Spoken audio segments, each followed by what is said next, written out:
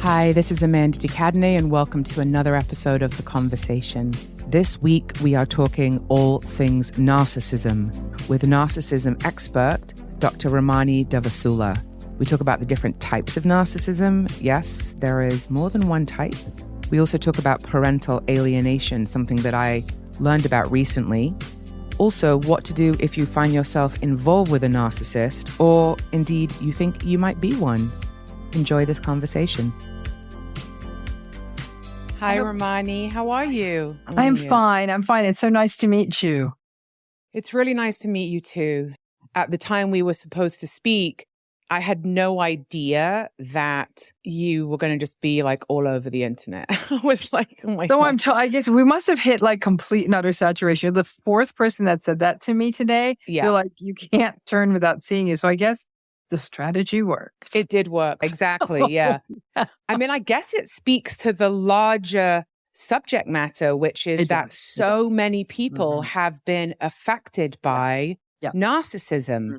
And that's what it speaks to, you know, the fact that your book is doing so well and that your work is being talked about is great news, because it means that people are needing help. Oh, it absolutely. I think that what it's come down to, though, is that we didn't have a name for this. And a lot of people just spent months, years even blaming themselves. And it's a chance to break out of the tired old idea of like, oh, people get into these relationships because they're codependent or because they're weak or because they have low self-esteem. People met narcissistic people when they were at the top of their game personally. They're like, I was great. I loved my job. I had a great place to live. Like, I was good when I met this person. I thought, oh, wonderful, I've met my person. Everything's coming together. And you were watching people who were literally so well put together be systematically dismantled by these narcissistic people. It was, so it's not that idea of the shrinking violet gets into these relationships. All of us are vulnerable to these relationships because the messaging is that people who have a lot of the characteristics that narcissistic people do are considered a good catch. That's the rub. Yeah, really interesting. Well, let me start by asking you, why and how did you get into this work? What is it about the subject of narcissism that you are personally drawn to it? So just talking to someone, I was saying the origin story on me is not interesting. I wish I could say some grand, fascinating personal experience, but it was really my research at the university where there was a handful of patients in the clinics we were working with that were really, really difficult. And we're doing a number on the staff. And I thought, why aren't we studying this? And it was personality. It was a personality issue. And so I started it as a researcher. Then in my private practice, people kept talking about the same kinds of marriages and families. I thought, why isn't anyone teaching them about this? So I did it there, and that made a difference. And then I sort of was, making suggestions to people and like, try it this way. And that brought me around to my own life. I'm like, this is happening a lot in my own life. So, doctor, take your medicine. And so I thought, let me try what I believe would work here. And I did. And it did. I'm not saying it was easy. And it was actually kind of heartbreaking because it really did mean you had to see some important relationships in your life really, really clearly. But it's almost like the fog lifted, and I thought, oh, this does work. But it's a very hard sell, right? It's disengaging from people you feel a sense of duty to, a sense of loyalty to, a sense of love to. But that sense of seeing it clearly, recognizing they won't change, paying attention to your intuition and engaging with it differently or stepping away if you have that option, that was really it. But then also recognizing that in so many ways, the ways I held myself back, the way all my clients were holding themselves back, I'm not enough. I don't know what I'm doing. We were putting ourselves down before someone else could get to it first because we were surrounded by it. And that your narrative to yourself, it's not like I walk around saying I'm great. I still have, I still struggle with that because it's too lifelong for me. But there's still now you have the opportunity to say, whose voice is this after all? And then you recognize how much you internalize it. These awarenesses. I mean, Amanda, I'm telling you, the clients I've worked with over the years, the shifts, the changes, it's unlike anything I've ever seen in all the ways I was trained in doing therapy. It's interesting what you were saying about traditional therapy and the modalities that are available for people with traditional therapy, because I think there's a lot of things that don't work. And what you were describing was you were seeing real changes happening in your own practice with applying the philosophies that you've created, right? It's kind of your own program for dealing with this, which I want to go back to, but how do you define narcissism? Mm-hmm. Because some of narcissism is obviously on a spectrum from mild to extreme. And, some of the milder traits could describe so many people. And I think there is a real danger in today's culture with people self-diagnosing and diagnosing other people, and everyone's a goddamn narcissist because they didn't, they broke up with you. That person's a narcissist. Yeah. I like, agree. no, I agree. actually, no. No, it's not. So I really think it's important for us to kind of, how do you define it? And then how are people clear that what they're dealing with is a narcissist and not just someone who's an asshole? Yeah. Okay. So narcissism is a personality style. It's not a personality disorder. So let's just lift that out right away. What's the difference? The difference is, in order for somebody to be diagnosed with a personality disorder, they like borderline or whatever. Borderline or antisocial or schizotypal or any of these. It really can only be done by a licensed mental health practitioner. And even there, a lot of licensed mental health practitioners are out of their depth when it comes to personality disorders, right? So I could look at my friend and say, oh, you're really tired. You look like maybe you're anemic. But unless I do a blood test on them, I have no place saying that. I'm going to go to the doctor, get tested. And personality disorders are tricky because if you really were going to throw all the tools we've got, it takes hours and hours of interviews and assessments. And days. It doesn't. And that's not what our mental health system is really set up for. And assessment of personality disorders is notoriously difficult. Then you add to that, many of us who are therapists, we will figure that out, but it does not per day one. I would say it would take me probably 6 to 8 sessions with a client to really feel confident, like this is what's happening. And even then, Amanda, it's kind of stigmatizing to put diagnoses like NPD down in a clinical record. It follows the person around. The insurance companies may push back. So they often have other stuff going on and we'll record that. So there's 1,000,001 reasons. But the main reason is nobody can really use that terminology unless they've really sat with someone in a clinical setting. But personality is consistent. It's stable. It shows up in multiple situations in our life. So in other words, if a person is a very, very difficult boss, mean, abusive, yelling, screaming, doesn't play by the rules, you're never going to see that they're a sweetheart at home, sweetheart with their partner, sweetheart with their kids, sweetheart with strangers. We don't bifurcate like that. There might be someone who's tougher at work and a little bit maybe more of a teddy bear at home, but they're not going to be abusive. That doesn't tend to sort of split up in that way. So there's a consistency in personality. So it shows up most of the time. It's a way to predict what someone's behavior is going to be like, right? So narcissism is one of many personality styles. You have a personality. I have a personality. And so it is a form of a personality, consistent and stable. And when you have personalities like narcissism, they're what we call maladaptive, meaning that they're not good in relationships.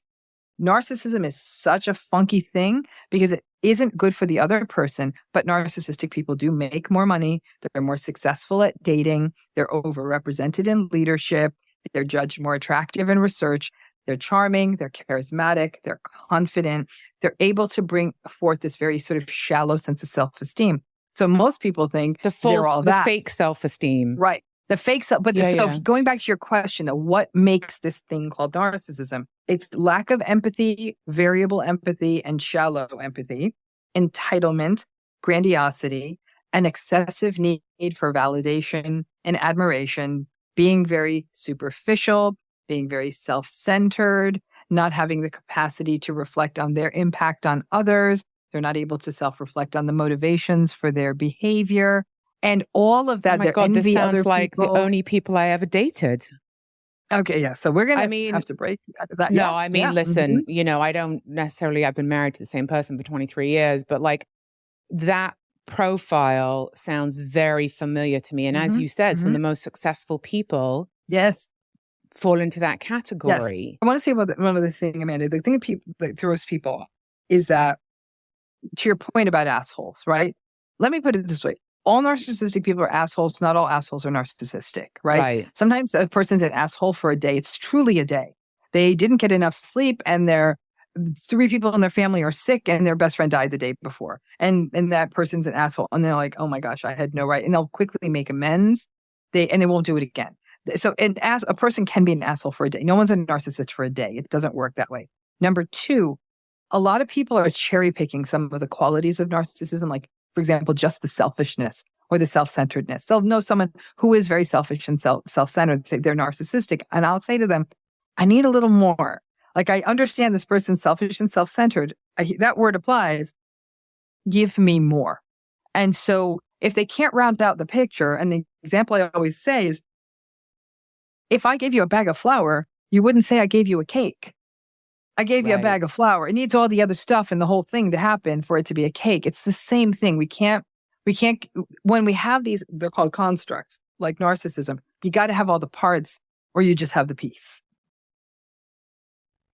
Okay, that makes a lot of sense. And a lot of people aren't really educated about what all those criteria are, which is why you have a lot of people who are going around identifying other people as narcissists. So what are your thoughts on social media and how it has co-opted the word narcissism? So with social media, I think how it's co-opted the word is it's a hot word right now, right? And people post stuff for clicks. And if they think narcissism is going to get them more clicks, then they're going to use the word narcissism, which is really unfortunate. And it's not that I'm the narcissism police. My bigger concern is actually for the people who are actually in narcissistic relationships and being harmed as they are, because everyone's using this word in the wrong way, or they're shaming people who use the word, or they're using it to only reflect a part of it. The people who are actually suffering are also getting more confused again. They're like, well, maybe I'm reading this wrong. Maybe I'm not right. And so it seems like a useful word, but you got to use it correctly. And I think that's the problem, is it's a word that gets hits and clicks and people pay attention. And when people don't use it correctly, what it does is it creates this new kind of pushback. And people are like, well, this isn't even a thing anymore. And I'm like, you better believe it's a thing. But you can't use this word carelessly. But the internet is it's a wild west. So you just got to follow the right people. That's all it is. And not get your guidance from somebody who was cheated on once and seems to think that makes them an expert in narcissism. So how does somebody differentiate between what is considered just bad behavior and someone who's a narcissistic behavior? Yeah. So bad behavior that's a very big net, right? And it's very subjective. Yeah. So bad behavior could be that one time somebody borrowed a sweater from you and didn't return it, but everyone else is still encountering, like, their experience of this person is a very nice, empathic, well-regulated, present, attuned person. They just made the mistake on the sweater. So it really comes down to how you're going to carve something out. If you use that index, all of us engage in bad behavior. We all do things that aren't perfect, aren't right. We could be better. So narcissism is consistently bad behavior across situations and across people for which there's no accountability, taking responsibility, ownership, or apology, right? So it's lots of it and there's no ownership of it. When a healthy person does a bad thing, and healthy people do bad things all the time, the healthy person will say, that wasn't okay. I am so sorry. I'm not even going to explain it away. I hurt you. I am sorry. And if the person does ask for an explanation, you're able to give a coherent explanation of the bad thing. It might be sleep deprivation. It might have been that you're doing too much, but ultimately the person changes their behavior. So that's what bad behavior in healthy people looks like. In narcissistic people, it will never change. Okay, interesting. So that's the question that I wanted to ask you that I forgot, which is that, can narcissists heal? Is it possible? Depends on what you're calling healing, right? So you want a wholesale, full-on personality change and they go from narcissistic to agreeable? No. Can we see a person be a little bit more accountable, be more regulated, be more aware of their behavior? Yes, but it requires tremendous buy-in from the narcissistic person. Like that, and that buy-in is 60% of the battle. Because there has to be some form of vulnerability to say, what I'm doing is hurting people and it's not okay. And that sort of pokes back at their insecurity and their perfectionism and I'm the best, and which protects them. Their deep insecurity needs to be cloaked in all this grandiose sense of perfection. So if they have to own up to they did a bad thing, well, then they're not so perfect anymore, are they? And that's something they cannot tolerate.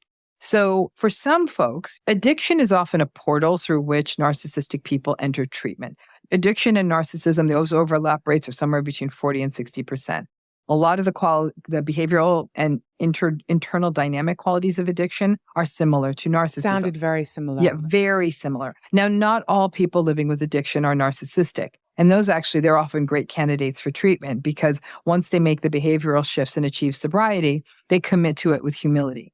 But when you really with borderline, there's a lot of crossover. There is with a lot addiction, of crossover. Behavior, and psychology and borderline pathology. Because they're all highly correlated, right? Making a separation between borderline and narcissism in some ways is a fool's errand because they're so highly correlated. And addiction and narcissism and borderline are correlated. So you're getting into this whole area where we're using these words, but it's much bigger things that are happening. It's this chronic dysregulation.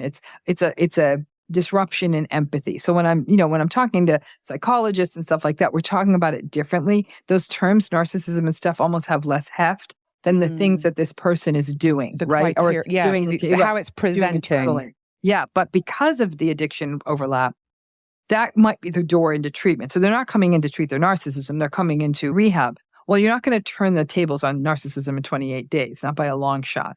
And so when you look at the big book and you really look at how it takes on the treatment of addiction, it's fascinating because so much of what it addresses is that chronic sense of selfishness, right? And that's considered the core of the sort of core dynamic and self-obsession of addiction. But I was curious about whether, people can, I don't think anyone can fully heal, but I was curious about what you've seen with people, I don't even know what the right word is, softening their narcissistic behavior. Another place you'll see a softening too is if the narcissistic personality is related to early adversity and some form of early trauma.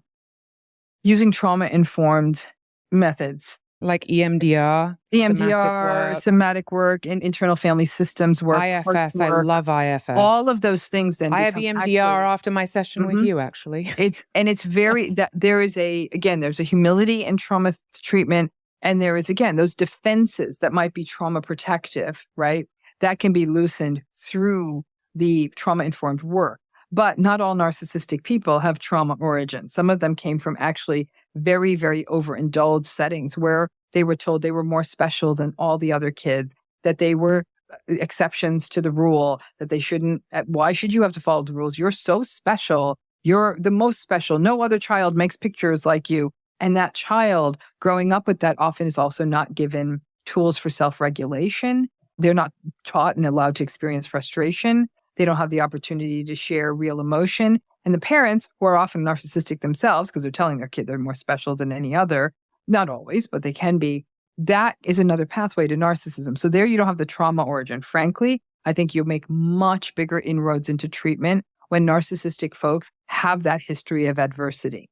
And so you have something then to kind of hold on to and do the work from to help them contextualize their defensive structures. And so that can be a piece of it. But I've worked with many narcissistic clients in my therapeutic career. I mean, listen, when they come into that room, they get to experience what I call therapeutic love. Like I regard them and I want them to bring out their fullest, healthiest self. But then you're tangoing with them, like, make an exception to the rule. Why don't I get a 2-hour session? I came half an hour late. Why can't I have my full session? They want all the rules to be different for them. And if you keep holding them to the letter of the rule, at some point they're going to drop out because they're no longer special. When the work gets too emotional, they'll often cut out. And so you see much higher rates of dropout with narcissistic clients from therapy, especially when it gets real. Yeah. Have you ever had anyone come in where you felt like they were on the very extreme end of the narcissistic scale and you thought, I just can't help this person? I mean, when you start getting to the most severe levels of narcissism, you're seeing patterns that almost touch or contiguous to things like psychopathy, sociopathy, much, much more severe. You might also see, like you said, an overlap between multiple symptomatologies like antisocial or psychopathic symptoms with borderline, with narcissistic. As a rule, I haven't seen as many that are that severe because they often don't come into treatment. And when they do, it's often mandated. So you'll see them in treatment settings like maybe inpatient clinics, intensive outpatient programs, partial hospitalization programs, or even jails and prisons. And so the sort of severity you're going to see walk into an outpatient therapist's office, not as much. So, but what I've seen is maybe not so much severe in terms of malignant narcissism, but severe in terms of how concrete and cemented their narcissistic patterns were. What was happening would be a lot of dropping out of treatment, coming back into treatment, dropping out of treatment, coming back into treatment. And when I actually finally downsized my practice a few years ago, they were the ones who felt they had the right to return. And I'm like, yeah, no, I don't have the time. I'm not going to be consistently available in the office enough for you to get what you need, which is the truth. But even in the more severe cases, though, what I found to be the most useful tool was developing what we call a therapeutic alliance, a trusted, safe place where they knew I was going to be present and listen to them. And I think many of them respected when I called them out on their shit. I mean, they wanted that there was a sense of, I'm not going to sit here and blow smoke like that. I will say to them like that was not cool. Like that was not okay what you did to your wife. I'm just calling that one straight. So let's dig into that a little. And some of them would get offended and storm out, but then they would come back and sort of say, you're right. So there was some level of respect too, but I mean, some of them would drop out. So how do you keep holding space for a very difficult portion of the population? Well, I don't anymore because I am not working directly. I'm not doing as much direct service with narcissistic clients. I work with people on what I call survivor side work, people who are experiencing these relationships. But it's still not easy work because they're often in these powerless, helpless, hopeless. They themselves are struggling with a lot of co-occurring stuff, including depression and anxiety and they're in tremendous grief. How do I hold space? I mean, I will tell you, Amanda, I'm not good at it. I think I work too much. I'm very, very, very introverted. So I replete by being alone. And I'm doing silly things. Reading, playing games on my phone with my cat, organizing a sock drawer. It's not silly. It's what replenishes you. It's me. It's being alone. I like sitting on an airplane by myself and not talking to anyone like this. I've always been that solitary person. It's gotten much, much more so as I've done this work. And I definitely I've pulled into myself quite a bit. Have you done any work with people who have experienced parental alienation? Because this is something that I've become aware of only in the last year because I have a friend who's experiencing it. And a lot of what she's spoken to me about is that her ex-partner is very textbook narcissist profile. And so I'm wondering if you've had any experience with working with people who have been on that end of the narcissistic treatment. Yeah, so the word parental alienation is a very controversial term because sadly, the group that jumped onto it ultimately were the narcissistic and antagonistic abusers, and they made it their word. So they use it as a term against I'm going to call it for now, the healthier parent who's actually trying to protect the child and get the child help. So I don't use the term at all. And I always tell people don't use the term because it's been so co-opted in this other space, in this whole thing, parental alienation syndrome. It's sort of this sort of junk science of it all. So what I say is that you have these situations when a person is trying to co-parent with a narcissistic person, that the narcissistic parent will have inappropriate boundaries with that child insofar they will share things that are inappropriate. They will violate the parenting agreement. They will continue to engage in post-separation abuse. And they will do that all in combination where the child, they pretty much, they exploit and capitalize on the child's vulnerability. A child is motivated towards attachment. That's what children need. It's a survival need. And so children are very confused when a parent is turning them against the other parent, because even though they love the parent that they're being turned against, they still have an attachment to the parent who's trying to turn them against or sharing inappropriate information. So what you end up with is a very, very scared, confused, and frankly, that's an abuse of a child. To share things with them that they cannot hold and understand and that makes their world less psychologically safe, that's abuse. Yeah. And the challenge is the children are often, they have a sense of, I'm going to call it loyalty, even to the parent that's engaging in this inappropriate sharing, because it is, after all, their parent to whom they still feel that compelling pull to remain connected and attached to. We forget how primal those motivations are for children. To a later age than we would imagine, even into adolescence, there's still a pity, a guilt, a duty, an obligation, a loyalty a child feels to their parent. Hell, even into adulthood, I've worked with clients who are 50 years old who still feel guilty when they have, they're like, my mom's narcissistic. I feel so bad saying that she did do stuff for us when we were kids. And then as the kid gets older, a narcissistic parent is often in a position to use money, for example, coercively. I'll buy you a car. Your other parent wouldn't do that. I'm going to set you up an apartment. Your other parent wouldn't do that. Your other parent didn't want me to do this and that. Even when it's untrue. And it's such a complicated phenomenon because it is very, very difficult to take that into family court anywhere in the world and make sense of it, because the judges and the mediators and all the various people who work in this divorce industrial complex are sort of receiving this information, but they're often coming at it, well, everybody dislikes the other person in a divorce. I want to say, no. The narcissistic person isn't playing a clean game, right? It's not, listen, I'm fine with two adults disliking each other. They got married, it didn't work out, that's what happened.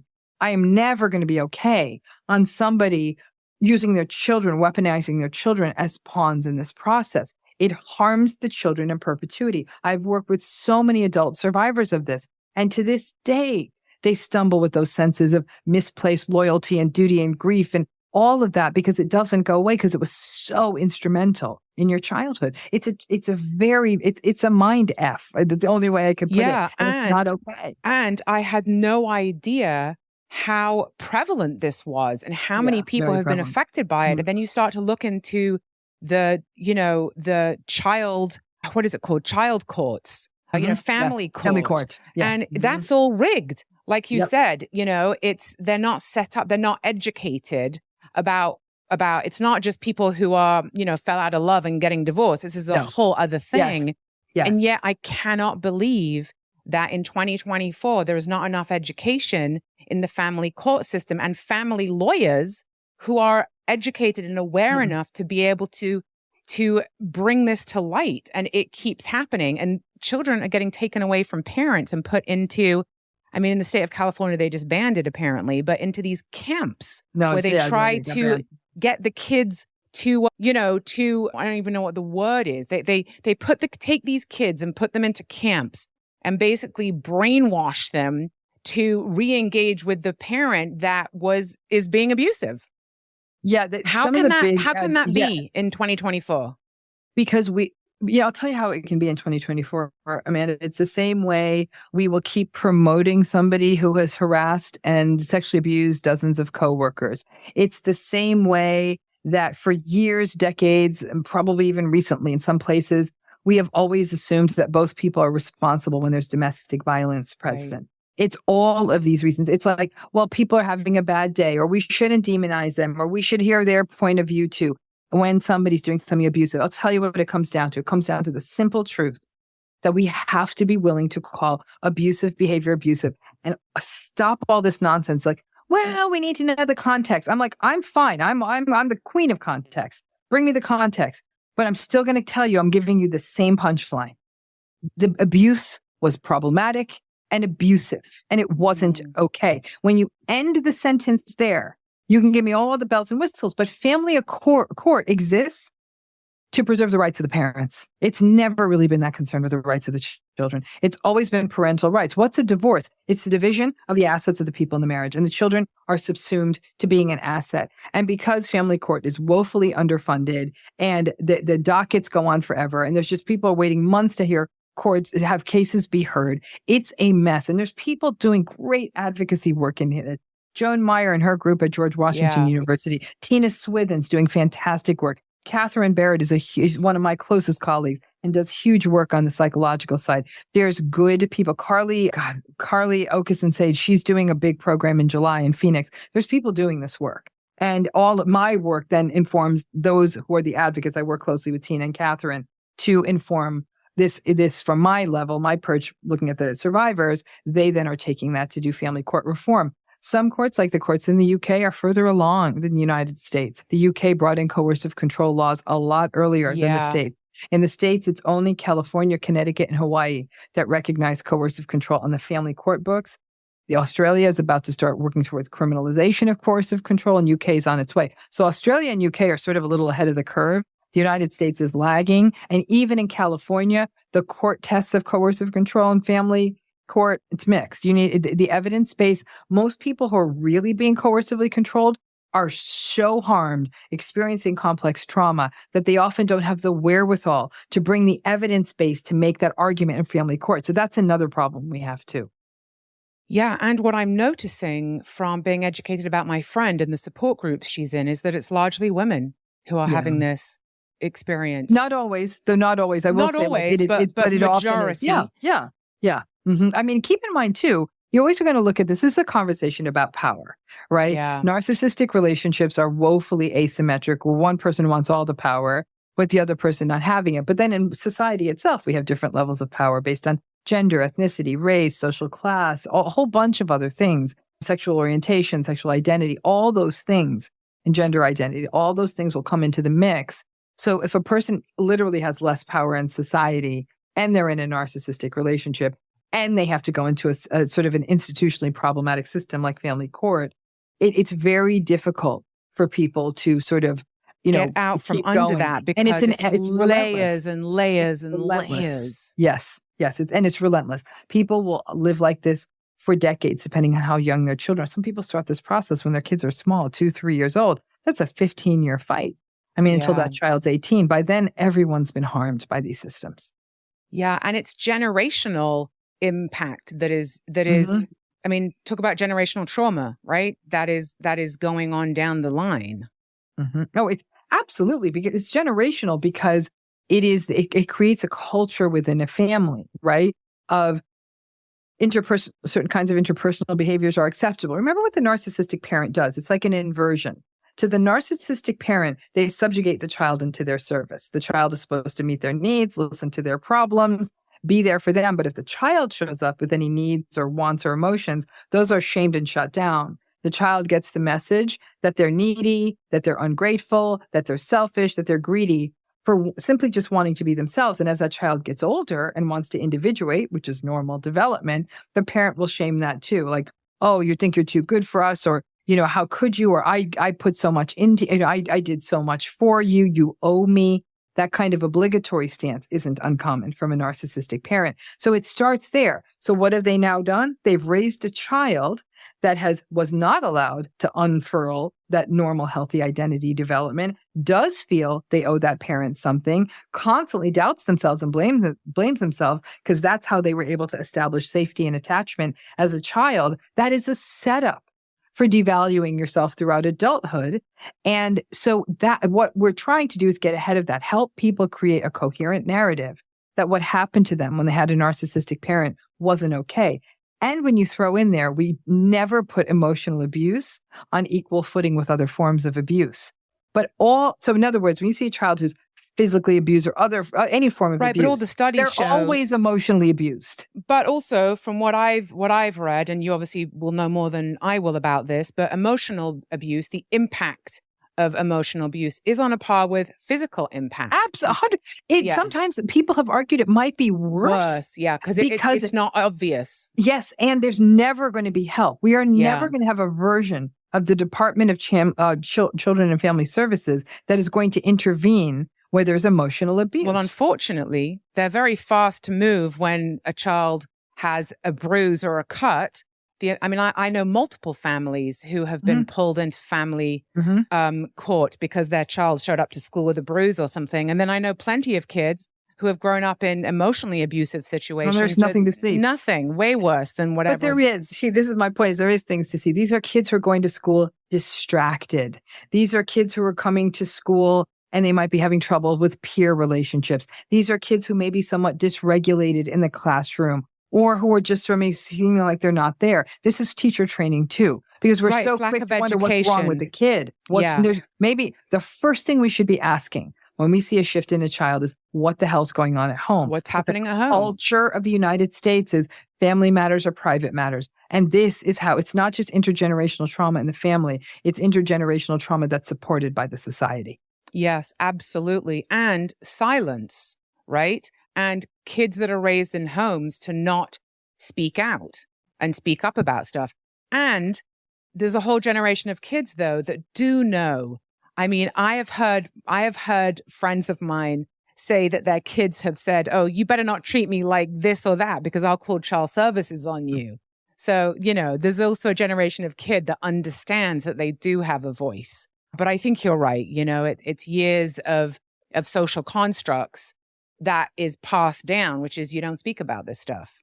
Well, you don't speak about it because if you do speak about it, then it will end all psychological safety. I've worked with clients who are horribly emotionally abused and physically abused and said to me, even by the age of 7, they were being tactical because they said, if I drop a dime on this parent, I might be in foster care, which they've already figured out is worse.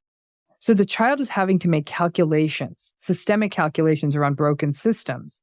And they've got nowhere to turn. There's nothing more helpless than a child who's being emotionally in any other form abused because there's really nowhere to go and the systems in place don't protect them. And especially when the fewer resources there are, the more chaos and instability, forget it.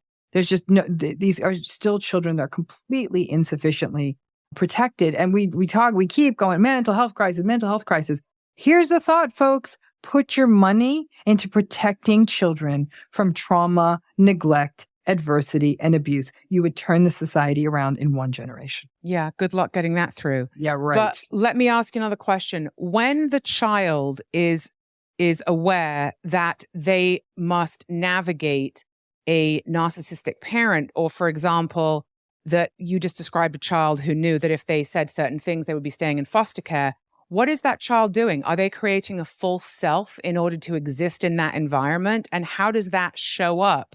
What's that pathology that shows up as an adult, right? Because the child is obviously realizing, oh, I have to be somebody else. I have to pretend that what I'm experiencing, I'm not experiencing, because if I honor what I'm experiencing, it's going to be worse for me. So what are they doing? I think they're doing what we fancy term is to abnegate their needs. They're getting indoctrinated, socialized, one could even argue groomed into pushing their needs now and even shaming their own needs. What's happening is this huge self-blame cycle because a child needs to take some level of control here because otherwise they don't have attachments, right? The attachments for a child are survival oriented, yes, right? They need responsive caregivers. And so the child's then going to start taking responsibility for cultivating those responsive caregivers, or at least not angry caregivers. So the child accommodates, right? They will become what they think that parent needs. Quiet, never express a need, never question, never doubt. They create narratives. The bigger false thing they're creating, it's not a false self. It's a false narrative about the parent. My parent really loves me. My parent's a nice person. My parent wants to do something fun with me. They're creating the idealized narrative about the parent so they can remain attached to them. The self that's creating is not a false self. It's a subjugated self. It's the self they need to survive.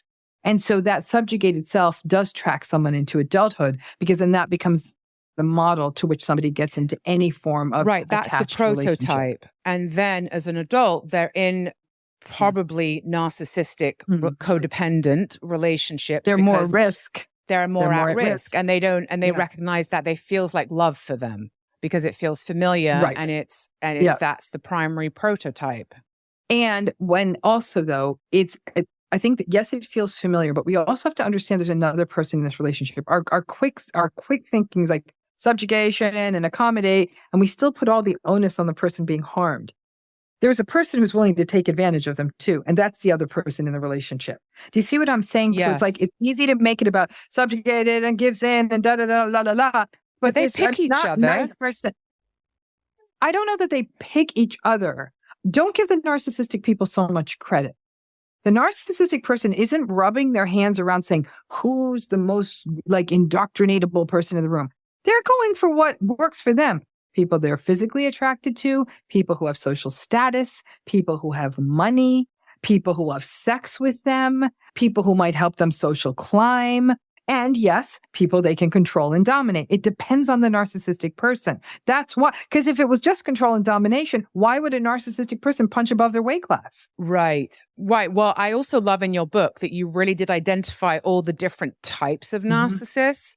There's the kind of I'm this is not your word, but the kind of garden variety, all the way up. I love that you really looked at the range. And I think that will help people identify, what they're involved with. So what should someone do if they think that they are in a relationship with someone who is narcissistic?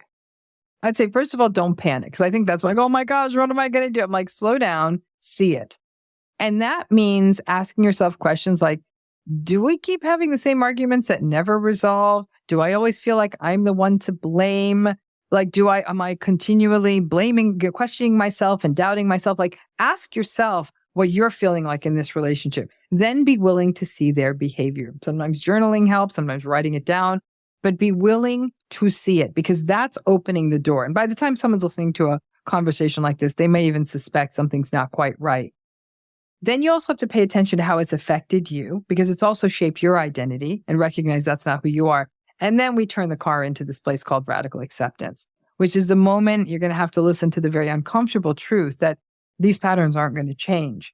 And some people take radical acceptance to mean that I'm signing off on this, I'm okay with it. No. It means you're seeing it for what it is, which is it's not really going to change. These are the habits and patterns. This is how it feels. It means that when they say hurtful things, it will hurt you. Some people think, well, I radically accepted. Why is this still hurting me? I'm like, because they said something hurtful. One of sort of the standards I use is if you radically accept, if you really do it right, you're no longer surprised by their behavior. You may be disappointed or hurt by it, but you'll never be surprised again. And the day you lose that sense of surprise, that's the day I'm like, okay, this person's on their way. And now we're shifting into realistic expectations. The challenge is after you radically accept, you feel a lot of grief because all the hopes and dreams, the idea that my mom and I will be close someday, my partner's going to change and we're going to grow old together happily, that this thing that you were holding on to would happen, you're now accepting it won't. And your decision-making shifts. And losing that hope, losing that narrative, losing that belief about someone you love, that's a hell of a loss. Oh, it's a broken dream. Yeah. Broken dreams. Yeah. And one of the things you said about you have, about like really getting in touch with how you feel. I mean, that's a tall order for a lot of people because they're told that they feel something different or that they don't feel something that they feel. Right. And so even identifying their own feelings, absolutely, very difficult. They have to get through the grief first. And that's why I always tell people the grief is you being carried down a river and you want to fight it. It's like trying to fight a riptide. I'm like, you got to stay with this grief because like any feeling, it's not going to last forever. But you're letting go of this because as you come out of the grief and everyone comes out of the grief, now you're in a position to take those realistic expectations and disengage, set boundaries within yourself, not on them. It's no longer telling them what you need, but saying within yourself, if they say something like this 3 times, I'm out of here. Some cases, people might decide to leave the relationship. In cases where they can't leave the relationship, they're clear on what they're dealing with. You catch yourself in the self-blame. You build stronger support networks. So you have people who do see you and understand you and don't gaslight you and don't manipulate you. Are there narcissist recovery? Are there like recovery groups for people? Well, I run a healing program that meets every month, and we have content every month we have a workshop, we have a platform where great. So we do that monthly, and we have cool every month. Like next month's topic is actually a good one. April's topic is a great one because it's sort of like why ordinary self-help strategies don't work for survivors of narcissistic relationships because they're all buying all these books and like they're trying to do the positives and the affirmations and the sleep more and exercise and like, this isn't working. I'm like, no, that's not going to work. Why doesn't it work? Because there's still, if you have not identified what the primary stressor is, which is you're living with or talking you're with just someone, you're trying to fix the wound, not the root. Well, it's like putting on perfume and not taking a shower. Yeah. Right. Just trying to put a Band-Aid on it and not. But then people feel like there's something wrong with them because they'll pick up the book and like, I want to be what this book is promising. But then they'll, like, for example, they'll even try to put in a routine, but they don't account for the fact that the narcissistic person is going to say, you're so selfish. Oh my gosh, you're putting your exercise about it. And by the time you have to deal with that psychological obstacle course, you're like, it's hard enough to get into a new habit. But when someone is sort of painting it as greedy and selfish and you're everything that they are, basically projecting everything they are, people lose faith or people can't magically wake up and say, I'm lovable, right? That's a big thing. That's a steep mountain. Oh man, that's a lifelong journey. Yeah. Yeah. That's like, Yeah. okay. There's no 3 steps to that. There really isn't. And I'm so sick of these books that promise everyone in a few simple steps that you can fix this thing. It's like, no, you cannot. And you're just doing people a disservice and setting them up to feel even more of a failure because that doesn't work. Especially people who are going through this. I think that there is, where I think I can see where maybe after I tell the folks I work with, and we've had the privilege of working with thousands and thousands of survivors is, if you want to buy those books, do me a favor and put them on ice for a minute. We've got to get you out of some of this cloud. I need you, again, got to get rid of that surprise. We got to end as many self-harming statements. I need you to get in touch with your sympathetic nervous system. I need you to understand how you've been holding this in your body. I need you to understand how your body's been trying to protect you. So you're being talked to all the time. We just don't understand how our body is trying to talk to us. And so get in touch with all of that. Let's get that all cleaned up. And then you can read all the damn self-help books you want. Do you have people in treatment with you for a long time? Because this is a real process. Yeah. I mean, I see a very tiny number of clients regularly who can tolerate my long absences because I travel a lot. So I need a very specific kind of client. It's not right for some people going through something acute. Sure. Me to have to reschedule. It's just, I don't ethically, that wasn't okay. But when I did work with clients, sometimes if they had the means, and again, it is means, and I saw some clients pro bono and things like that. It was for many, many years.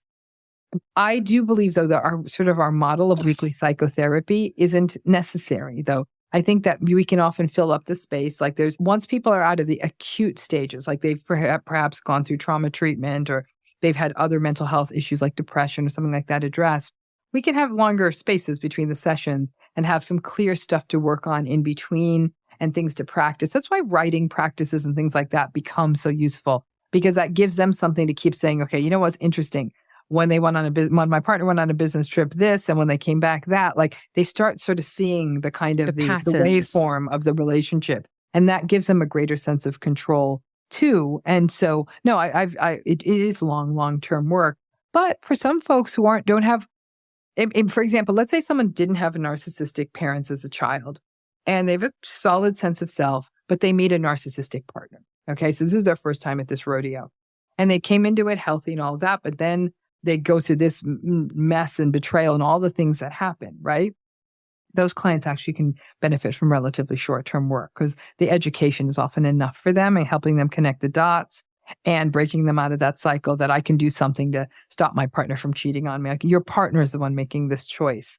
It almost has nothing to do, as horrible as it sounds. Yeah, it's really nothing to do with you. It's nothing to do with you. Yeah. Yeah, which is really hard to wrap your head around. It's very hard. Yeah. Because it's hurting you. And it's hard to understand that a person who purports to care for you is doing something that doesn't care for you, that shows no care for you, but they don't really care. They're so self-centered that when they say the words, I care about you, it's sort of a fleeting thing. It's like me helping someone across the street at an intersection. If I see they're struggling, doesn't mean I'm calling them the next day. Right. They care about you as long as it serves them and meets their needs. It's convenient. It's a convenience. Right. Yeah. How do people, I guess what I want to know is, you've treated narcissists, right? And so you have to have some compassion and empathy for them and love for them. Mm-hmm. What turns someone into a narcissist? What's the environment that they grow up in that dictates that they will probably end up a narcissist? Mm-hmm. Right. So it's a social developmental phenomenon that comes up against a certain biological vulnerability, which is temperament, right? Temperament by itself will not make someone narcissistic. It's not likely, maybe environment could, but usually you need that invalidating environment, in most cases, coming up against that biological temperament. And when those two things come together, that can be the setup for adult narcissism. When you say invalidation, can you just quantify that for anyone that doesn't know what that means? I know what that means. Right. That's the story of my life. But people that don't know. Criticism, shaming of feelings, shaming of experience, shaming of need, frank abuse, frank trauma, witnessing violence and abuse, lack of attunement, no secure attachments, neglect, abandonment. Those are the things I'm talking about as invalidation, right? You take your pick. I've worked with plenty of people who had all of them. And so that's the invalidation, right? But at the most fundamental level, it is the child not being attuned to and the child not being allowed to feel a sense of safety. For a child to be able to explore beyond that, make that secure base, we call it. Child needs to know there's always a safe place to return to, and then they'll wander around and explore because they feel safe. But when a child is always in survival mode, think of an adult. When we're in survival mode, we're not graceful. We're eating unhealthy food. We're sleeping messed up hours. We're short. We're abrupt. We're not at our best. We're not getting things done. Our house is a mess. Now think of a child in survival mode. They're not getting to do the bigger things like cultivating resilience in the same way, or school in the same way, or they don't get to go and do those pursuits they care about, have a picture they draw, be commented on. So they might think, oh, maybe there's an artist in me. They're in survival mode. So these kids don't get to grow beyond that survival mode, and that limits them. And there's so much gift in these children that doesn't get to expand because they're just constantly scrapping to survive in this harmful environment. And so that's a thing that gets lost. Now, here's the problem with the social developmental model. And I'm going to use some terminology that I think, even though I tend to use it, sort of in scientific and theoretical work, it bears bringing in here. There's this idea of what we call multifinality. And multifinality is the idea that you have this outcome, narcissism, and a gazillion pathways lead to that, right? And those pathways can lead to very different outcomes depending on the person. So I have worked with clients who were one of 4 children who grew up in highly invalidating environments, and they went on to be resilient, empathic, loving, warm, responsive, successful adults. And their other siblings went to prison, lived with addiction. Wow. You see what I'm saying? So and are narcissistic. So in one family system, you'll see multiple siblings, and one sibling is narcissistic because it's that temperament piece. That temperament piece matters. It could be other things like the role that child had in a family. In narcissistic systems, kids get tossed into roles. The golden child, the scapegoat, the kid who's always trying to fix everything, the kid who's always acting like a diplomat, the kid who is trying to be the rescuer of everyone, the kid who is almost invisible and forgotten by. These are healthy families don't have roles because every child is seen wholly. So there's no role. You're a human being and you're a human being and you're a human being. But in a narcissistic family, everyone exists to serve the needs of that narcissistic adult. So they're all put into roles. So the golden child is getting one kind of treatment. The scapegoat is getting a very different kind of treatment, and so on and so forth. And they all have their own temperaments. So some of it is timing. I was thinking of one case of a woman I worked with, very, very narcissistically abusive mother, and she ran away. And she said, running away saved me. Even though I got harmed after I ran away, it got me out of there. And strangely enough, some turns in the road, she got into another abusive relationship, but that got her into another place, that got her to another place, but it got her away from her mother. And the other kids didn't get out at the young age she did because they didn't run away. And so strangely enough, what we consider a horrifically adverse outcome, running away, for her, the win was getting away from this mother. So and this is where this multifinality, all these multiple pathways is. I always say to folks, see a 40-year-old narcissistic person in front of me, the history will track, right? It'll be one of these pathways I'm sharing with you. But you show me a 17-year-old punk-ass kid who doesn't want to empty the dishwasher, I'm not sure they're going to be narcissistic. I'm like, call me in 13 years. I'll give you an answer. Yeah. But now, I mean, there's things we can do certainly in the system to help stave that off. Empathy, attunement, warmth, kindness, secure attachments, listening to them, all not shying away from their emotion, just being present with them. All of that throughout the lifespan of a child is absolutely crucial.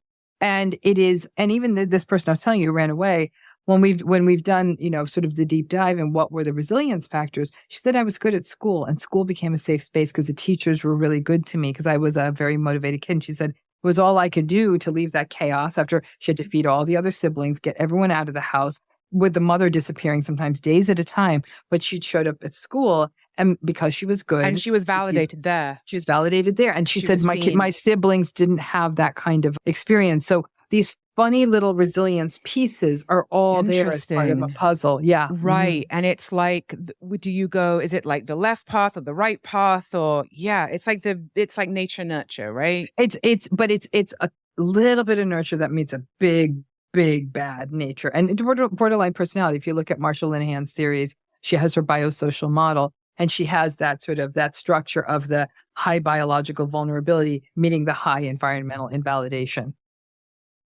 Yep, there it is. I think I got 2 copies in 2 different I love bookshelves. it so much. And in fact, look at the page that this is highlighted. It is the role of the invalidating environment in emotional dysregulation. That's it. And I've been studying her work for 20 years. Yeah. So Linehan's work on that kind of that mix, and again, borderline and narcissistic personalities do have some overlap. Borderline's it's a different animal for sure. And borderline personality has an evidence-based validated treatment approach to it. And very often, like we'll see also that overlap with complex post-traumatic stress disorder and borderline personality. So that trauma-informed work, along with the regulatory work, along with managing all the co-occurring conditions and managing the suicidal risk, that's sort of the approach. We don't have that approach for narcissistic. Yeah, I was going to say, like DBT has been a game changer for many people with borderline, but there isn't anything for narcissism. And what we see too is that some of the DBT techniques work with some people who are narcissistic, but in a strange way, the narcissist, I'm going to put this in word and quotes, is gift relative to the borderline person, is that the narcissistic person usually has more ego strength that can be protective, but it's harder to crack through to get to that vulnerability, which might foster greater connections for them. But because narcissistic people are often very socially perceptive, and they're often very extroverted. Many narcissistic people, not all, the vulnerable narcissists aren't, because they are so extroverted. They're able to make lots of social connections. So they're often, and if they make money, forget about it. Then they'll get their hangers on. Like they'll always be able to surround themselves with people. So people don't see the narcissistic person as isolated. Quite the contrary, because a lot of famous people and successful people. Yeah. It's like that's the job that they go for. Mm-hmm. It's like textbook. It's textbook because when you think about it, the fame is a validation. Are there people who go into these industries because they love the craft? Sure. But there are many who, and listen, I think that people are like, well, maybe becoming famous made them narcissistic. I said, it's not how it works. By the time someone's 25, it's like Jell-O. The Jell-O, you can put in the mold and it'll stay on the plate in a solid form. It's solid now.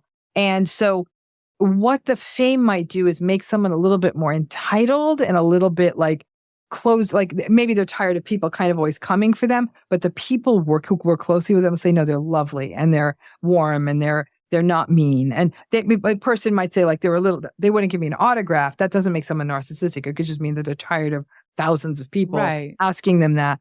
But I would say though, because many people who want fame and it is a be all end all for them, that's a narcissistic quality. If it's the quest for fame, then they're in trouble. Then this is likely to be someone narcissistic. Person's like, I love writing songs. It's a different thing. Theater. It's a very, very different thing. And we see that. There's people in the industry who are lovely, lovely, lovely. So it's not fair to say all performers are narcissistic, but I do think a lot quality, are. A lot are. That's been my more than in most other jobs. Yeah. Yes, yeah. Definitely. Mm-hmm. Yeah. Gosh, I could speak to you all day. Thank you. This is a subject matter that my audience have a lot of questions about, and I think this is going to be really helpful. And I think your book is just going to help so many people. So thank you for the work that you do. Thank you so much, Amanda. It's so lovely to meet you. It's so lovely to meet you. Thank you for, and your wisdom around this and how it links to other things like survivorship from addiction. All these lines cross, and I really appreciated your insights there too. You're so welcome. Thank you so much for listening to that fantastic episode. Please like, subscribe, and all that business. It does really help the podcast. And most importantly, come join me on Substack. Substack is where I'm showing the video of the entire episode that you just listened to. So find me on Substack if you want to dig in a bit deeper to the subjects that we talked about in this episode. See you there.